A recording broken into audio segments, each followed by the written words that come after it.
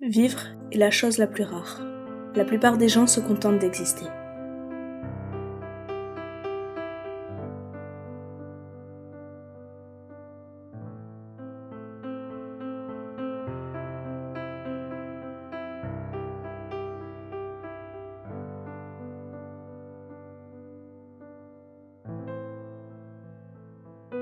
Moi j'existe et je vis. Mais je ne vis pas avec vous. Je vis dans un univers qui m'est propre, qui m'appartient. Au détour de chaque rue, je me questionne. Pourquoi j'existe ? Pourquoi les choses sont-elles faites ainsi et pas autrement ? Tant de questions qui ouvrent tant de possibilités sur ce monde et ses mystères.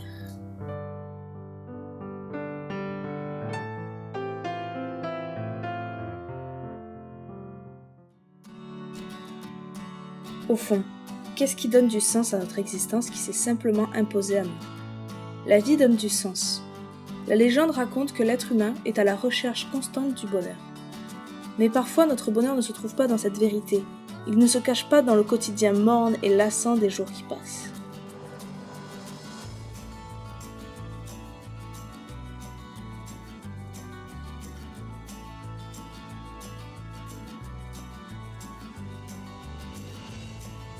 Et c'est lorsque la vie est d'un ennui profond que tu te plais à imaginer ton bonheur. Qui tu souhaiterais être, au travers de ces rêves qui trottent dans ta tête. Étreindre un monde où tout cela serait possible et où sourire ne serait plus une option. Cette vision utopiste d'une contrée lointaine qui ne persiste qu'en notre fort intérieur, un royaume qui ne cesse de s'étendre au fil des années.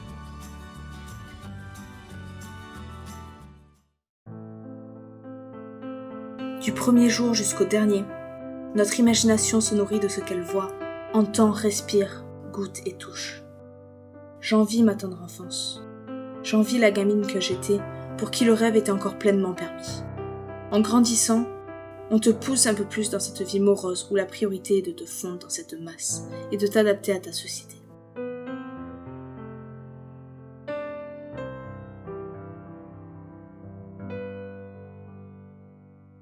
Moi, je ne supporte plus ces voix, entre celles qui te dictent qui tu dois être et celles qui te hurlent d'être simplement qui tu veux être.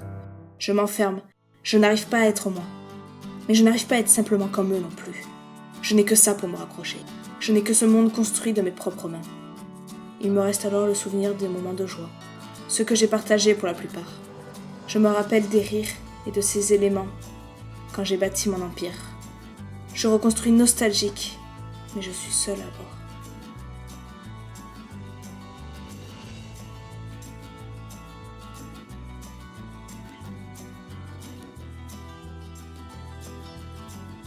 À présent, il ne me reste que le goût amer du souvenir lointain et de ce monde qui n'existe pas.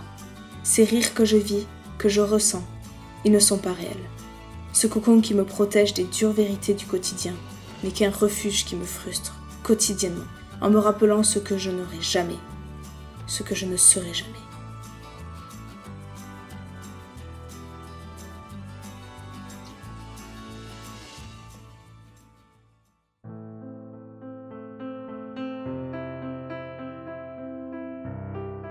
Ce monde, c'est mon paradis, mon coin de paix, mais c'est aussi l'enfer dans lequel je me terre et m'enterre.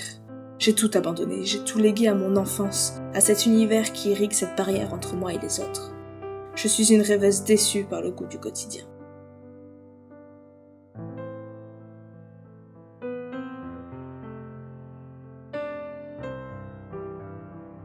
Il existe cette version de moi, la bonne version, ou plutôt celle que j'aurais voulu être, celle que j'aurais rêvé d'être.